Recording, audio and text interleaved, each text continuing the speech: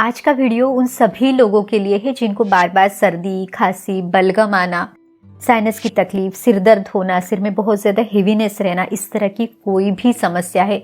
यहाँ तक कि ऐसे लोग जिनको सीजन चेंज होने के बाद तकलीफ होती है या फिर एलर्जिक राइनाइटिस, ब्रोंकियल अस्थमा, इस तरह की समस्या भी है, तो इस वीडियो में जो बताई जाने वाली 10 टिप्स है वो आपके लिए बहुत ज़्यादा फायदेमंद रहेगी। कहने के लिए ये जो टिप्स है ये बहुत सिंपल है लेकिन उतनी ही इफेक्टिव है। तो चलिए बिना किसी देरी के ये इंटरेस्टिंग वीडियो शुरू करते हैं। नमस्ते, मैं हूँ डॉक्टर रूपाली जैन और आयुर्वेद फॉर एवरीवन में आपका स्वागत है।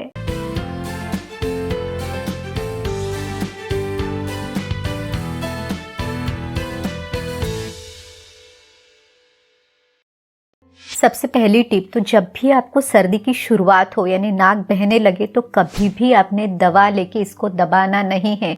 जो कफ अंदर जमा है उल्टा हमें इसको बाहर निकालना है। अगर आप इसको दबा देंगे तो अंदर जो कफ जमा है वो आपके साइनस में जमेगा और वो बहुत ज़्यादा हेवीनेस करेगा और उल्टा वो सोर्स ऑफ इन्फेक्शन बनेगा। तो शरीर इसको निकालना चाह रहा है तो हमें उसको मदद करनी चाहिए। तो इसको बाहर निकालने के लिए आप एक बहुत ही सिंपल सा उपाय कर सकते हैं। इसके लिए आपको चाहिए सरसों का तेल। आप तिल का तेल भी ले सकते हैं लेकिन सरसों का जो तेल है इसकी तासीर गर्म है तो ये ज़्यादा फायदेमंद रहेगा। सरसों के तेल को आपने हल्का सा गर्म करके लेना है। अब आपने इसकी जेंटल मसाज करनी है तो आपने इसको दोनों अपने फिंगर टिप्स के लेके आपने हल्की हल्की जेंटल मसाज करनी है।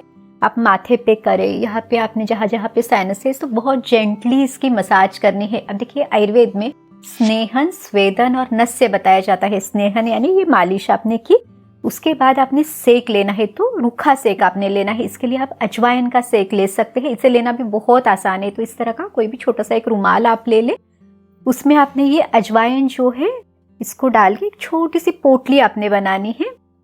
इस तरह की 2 पोटली भी आप बना सकते हैं। अब देखिए इस तरह की पोटली तैयार है।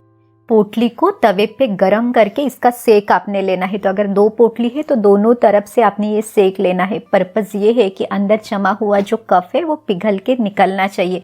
अब पहला हुआ स्नेहन, दूसरा हुआ स्वेदन, तीसरा है नस्य। तो नस्य के लिए आप या तो तिल का तेल, सरसों का तेल भी यूज कर सकते हैं या फिर अनु तेल भी आपको मिल जाएगा। तो इसको आप, अगर आपको आदत नहीं है तो सिर्फ नाक में लगाइए अंदर से, यानी इसको हल्का सा गुनगुना करके ले।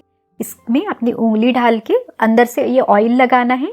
जब आपको इसकी आदत बन जाए तो हेडलो पोजीशन में 1 से 2 ड्रॉप अपने अंदर डालने हैं नाक के। तो इसमें भी ये जो कफ है ये पिघल के निकलने के लिए आपको मदद मिलेगी। इस तरह स्नेहन, स्वेदन और नस्य आपने ये तीनों चीजें करनी है। जब भी आप घर से बाहर निकले तो कोई भी एक तेल आपने थोड़ा सा नाक के अंदर जरूर लगाना है। अब देखिए जब आप इस तरह से ये तेल की परत आप बनाए रखते हैं तो उससे अगर बाहर जा रहे हैं डस्ट पार्टिकल्स है, फॉरेन मटेरियल है, तो वो वहीं पे अटक के रह जाएगा, वो अंदर एंट्री नहीं करेगा, जिसके कारण शरीर फिर स्नीजिंग है, ये जो नेजल सिक्रीशन है वो क्रिएट कर सकता है। इसलिए हमने वहां पे ही इसको प्रिवेंट करना है। एक और जरूरी बात कि जब भी आपको सर्दी हो तो कभी भी आपने स्टीम नहीं लेनी है। ऑलरेडी ये विकृत कफ जमा हुआ है, शरीर इसको निकालने में लगा हुआ है, तो हमने और ज्यादा मॉइस्चर अंदर नहीं डालना है। तो आपने एक तरह का आप धूपन कर सकते हैं। इसको आयुर्वेद में धूपन चिकित्सा कहा जाता है। तो एकदम सिंपल हल्दी और अजवाइन का धुआं आप ले सकते हैं। इसके लिए आपने तवा गरम करना है, उसके ऊपर आप जो अजवाइन है पहले अजवाइन डालें, अजवाइन का धुआं आने दे, गैस बंद करें, उसके बाद आपने हल्दी का पाउडर इसमें डालना है और उस धुएं को आपने सूंघना है।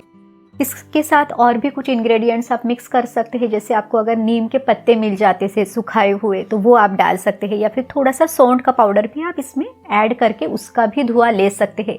इसे आयुर्वेद में जंतुघ्न कहा हुआ है, यानी इन्फेक्शन से आपका बचाव करता है। चलिए अब हम सर्दी खांसी को कम करने वाली दूसरी इफेक्टिव टिप की तरफ बढ़ते हैं। जब हमें सर्दी खांसी को बिना किसी दवाई के ठीक करना है तो हमारे किचन में जो हमारी औषधियाँ है, वनस्पतियाँ है, उनको हमें यूज करना होगा। तो हल्दी तो एक बेस्ट औषधि है। ये एंटीवायरल, एंटीबैक्टीरियल, इन्फेक्शन से आपका बचाव करती है, इम्यूनिटी को बढ़ाती है। तो हल्दी का प्रयोग आप जरूर करें। इसके लिए छोटी छोटी गोली आप हल्दी की बना सकते हैं। इसके लिए आपने हल्दी का जो पाउडर है इसको बहुत धीमी आंच पे भून के लेना है। हल्का हल्का इसको भून के ले, इसमें आप थोड़ा सा जो सौंठ का पाउडर है वो भी मिलाए। जैसे आपने अगर 2 चम्मच हल्दी का पाउडर लिया है तो इसमें आप लगभग पाव चम्मच सौंठ का पाउडर मिलाए। इनको अच्छे से जब ये भून जाए तब आपने इसमें गुड़ मिक्स करना है। तो प्रेफरेबली जो काला गुड़ है या ऑर्गेनिक गुड़ है वो आपने इसमें मिक्स करना है। इसके आपने छोटी छोटी गोली बनानी है और इसको आप ये जो गोली है ये 1 से 2 गोली दिन में 2 बार तो भी आपने ज़रूर चूसनी है।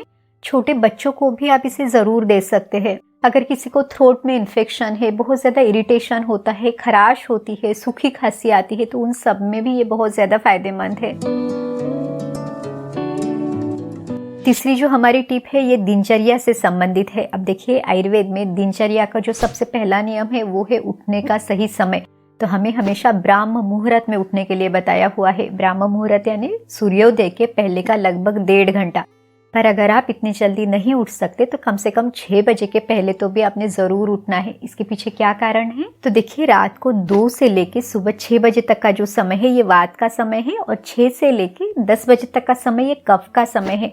तो आप 6 बजे के बाद जितना लेट उठते हैं उतना ही शरीर में ये कफ दोष बढ़ेगा और आपकी जो तकलीफ है वो भी बढ़ेगी। अगर कोई व्यक्ति दिन में सोते हैं, जिसे आयुर्वेद में दिवास पाप कहते हैं, तो दिन में सोना भी शरीर में ये कफ बढ़ाएगा, अग्नि को मंद करेगा, बिना कारण के आपको थकान सी महसूस होगी। इसके अलावा जिन लोगों को वेट गेन की टेंडेंसी या फैट डिपोजिशन की टेंडेंसी है उनकी भी तकलीफ इससे बढ़ सकती है। और आपकी जो आज की हमारे जो वीडियो का मेन कंसर्न है कि सर्दी खांसी की तकलीफ, साइनस की तकलीफ कम हो, तो वो सारी तकलीफ आपके लेट उठने से बढ़ सकती है। तो ये सावधानी आपने ज़रूर लेनी है। चौथी टिप है सुबह उठने के बाद बिना प्यास के बहुत ज़्यादा पानी पीना, कोई फ्रूट जूस लेना, ग्रीन कोई स्मूदी है या ग्रीन जूस है, इस तरह की कोई भी चीज़ आपने नहीं लेनी है। अति द्रव आहार या एक्सेसिव क्वांटिटी में अगर आप जल तत्व अंदर डालते हैं तो आपका जठराग्नि कम होकर ये जो विकृत कफ है ये बढ़ने वाला है। तो कोई भी हेल्दी चीज़ आपको कभी भी मदद नहीं कर सकती, उल्टा नुकसान होगा। लेकिन अगर आपको सुबह कुछ गरम गरम पीने का मन है तो आप आयुर्वेदिक जो ग्रीन टी है या काढ़ा है वो ज़रूर बना के पी सकते हैं। तो इसके लिए थोड़े से तुलसी के पत्ते, छोटा सा अदरक का टुकड़ा, इसको कद्दूकस करके डालें, लौंग, काली मिर्च, दालचीनी, आपके पास जो भी इंग्रेडिएंट्स घर में इजीली अवेलेबल है उनको आपने यूज़ करना है। इसमें थोड़ा सा आप गुड़ मिला सकते हैं ताकि इसका जो स्वाद है वो और अच्छा आए। अब इस काढ़े को गरम गरम आपने सुबह एक एक सिप करके पीना है। तो इससे आपकी जो ये तकलीफें हैं उनसे आपको राहत आएगी, इससे आपका अग्नि बढ़ेगा, पाचन क्रिया भी बूस्ट होगी। इस तरह से इससे कोई नुकसान तो नहीं है, उल्टा इसके सभी फायदे हैं। ये डाइजेशन को बूस्ट करता है, साथ ही में रेस्पिरेटरी सिस्टम से रिलेटेड जो भी तकलीफें हैं उनको भी ये जो काढ़ा है वो कम करता है। पांचवी जो टिप है वो है ब्रेकफास्ट में कभी भी फलों का सेवन आपने नहीं करना है। अब जो फल है वो भी शरीर में कफ बढ़ाते हैं और ये सुबह का समय भी कफ बढ़ाने वाला है। खास करके जो सीताफल, केले, इन जैसे जो फल है या बहुत ज़्यादा खट्टे फल है ये तो ये कफ और ज़्यादा बढ़ाएंगे, तो आपने इनको अवॉइड करना है। दूसरा कोई हेल्दी ब्रेकफास्ट, होममेड ब्रेकफास्ट आप कर सकते हैं। अगर आपको फल खाने ही है तो थोड़ी सी आपकी तकलीफ कम होने दे, जो भी बलगम या म्यूकस बन रहा है उसको कम होने दे, और फिर आप दोपहर के समय में एक छोटा सा फल आप खा सकते हैं। उसके ऊपर भी थोड़ा भुना हुआ जीरा पाउडर या थोड़ा सा सौंठ का पाउडर या थोड़ा सेंधा नमक मिला के आप खाएं, ताकि इनका जो कफ बनाने का स्वभाव है वो कम हो सके। अगली टिप है हमेशा भूख लगने पर ही खाना खाएं। अब देखिए जनरली जिन लोगों को कफ कोल्ड की समस्या रहती है उनका जठराग्नि भी मंद रहता है, उनकी भूख वैसे भी कम रहती है। तो ऐसे में अगर आप सुबह बिना भूख के नाश्ता करते हैं, उसमें आपने हेवी कुछ ब्रेकफास्ट किया या आपने ड्राई फ्रूट्स खाए, आपने प्रोटीन के लिए पनीर का सेवन किया, तो ये सभी चीज़ें पचने में भारी है और ये आपका डाइजेशन और स्लो करेंगी। शरीर में ये विकृत वाला कफ या क्लेद है वो और ज़्यादा बढ़ाएंगी। तो ऐसे आपने नहीं करना है, प्रॉपरली भूख लगने देना है, उसके बाद आप सीधे खाना खा सकते हैं। आपने अगर ब्रेकफास्ट स्किप भी किया तो भी चलेगा। आपने दिन में अगर सिर्फ 2 बार खाना खाया तो वो भी आपको ज़्यादा अच्छा बेनिफिट देगा, आपकी तकलीफ़ों से आपको राहत देगा। 7वीं टिप है जिन लोगों को सर्दी, खांसी, साइनस की समस्या बार बार होती है उन्होंने मीठी चीज़ों का सेवन कम से कम करना है, क्योंकि मीठा जो स्वाद है ये भी शरीर में कफ बढ़ाता है। खास करके अगर आप खाना खाने के बाद मीठी चीज़ें खाते हैं या डिनर के बाद आप रात को ये मीठी चीज़ें खाते हैं तो ये कफ और ज़्यादा बढ़ेगा। अगर आपको मीठा खाना ही है तो कैसे खाएं? तो घर में बना हुआ यानी होममेड स्वीट बहुत कम क्वांटिटी में खाने के शुरुआत में आपने लेना है, और जब आपका खाना हो जाए तो कोई भी कसेले स्वाद की चीज़ आपने लेनी है। जैसे आप हरड़ का सेवन कर सकते हैं तो हरड़ को भून के इसका छोटा सा टुकड़ा आप चूस सकते हैं, या जो हम पान खाते हैं तो जिसमें मीठा आपने कुछ नहीं डाला है इस तरह का पान भी आप सेवन कर सकते हैं। ये जो कसेला टेस्ट है ये भी फायदेमंद है और ये आयुर्वेद में हमेशा कसेले स्वाद की चीज़ें खाने के आखिर में लेने के लिए बताई हुई है। 8वीं जो टिप है वो है रसायन औषधियों का सेवन करना। रसायन औषधियाँ शरीर की इम्यूनिटी को बढ़ाने के लिए मदद करती है। जब इम्यूनिटी कम पड़ती है तभी कोई ना कोई इन्फेक्शन होने का चांस, बार बार बीमार पड़ने का चांस ये बढ़ जाता है। तो हमें इम्यूनिटी को ज़रूर बढ़ाना है। तो बहुत सारी अलग अलग आयुर्वेद की औषधि आप ले सकते हैं। तो सबसे पहला जो है वो है आंवला।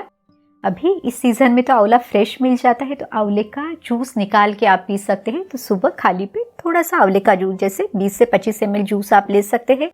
काफ़ी लोगों को इसका जो खट्टापन है वो सूट नहीं करता, तो आंवले के रस में आपने थोड़ा सा सौंठ का पाउडर मिलाना है। इसमें आप थोड़ा सा गुड़ डाल के भी इसे पी सकते हैं ताकि आपको इसके खट्टेपन से तकलीफ ना हो। आंवले के साथ ही जैसे हरड़ का सेवन आप करें, या फिर मुलेठी भी एक बहुत अच्छी रसायन औषधि है, मुलेठी आप खा सकते हैं।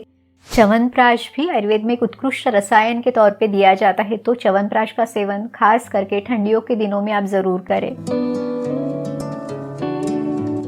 जिन लोगों को सर्दी खांसी की तकलीफ बार बार रहती है, साइनस है या फिर ब्रोंकियल अस्थमा की तकलीफ है, तो उनके लिए उन्होंने सिर्फ जो औषधियाँ या होम रेमेडीज उनके लिए काफ़ी नहीं है, तो उन्होंने पंचकर्म करना बहुत ज़रूरी है। पंचकर्म में जो वमन चिकित्सा है, जिसमें ये जो विकृत कफ बना हुआ है उसको उल्टी के द्वारा शरीर से निकाला जाता है, तो वो करना ज़रूरी है। इसका जो ऋतु है वो है वसंत ऋतु, यानी जो मार्च और अप्रैल का महीना है, यानी सर्दियाँ खत्म होने के बाद जब धूप चढ़ने लगती है उस समय पे आपने ये वमन करना है, ताकि शरीर में जमा पड़ा ये जो विकृत कफ है ये पूरी तरह से निकल जाए। और उसके बाद अगर आप कोई भी औषधि बहुत कम मात्रा में भी लेते हैं तो आपको इसका बहुत अच्छा रिजल्ट मिल सके, तो आपके नज़दीकी आयुर्वेद चिकित्सक से मिलके आप ये पंचकर्म भी ज़रूर करा सकते हैं।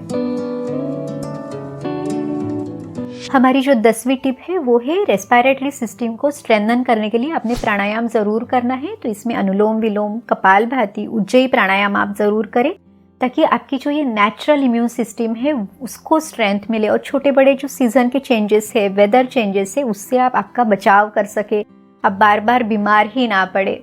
उम्मीद है आज की वीडियो में हमने आपको ये जो 10 इफ़ेक्टिव टिप्स बताई वो आपको मदद ज़रूर करेगी और आप बिना किसी दवाई के आपकी सर्दी, खांसी, साइनस, अस्थमा की तकलीफ को आप दूर कर सकेंगे।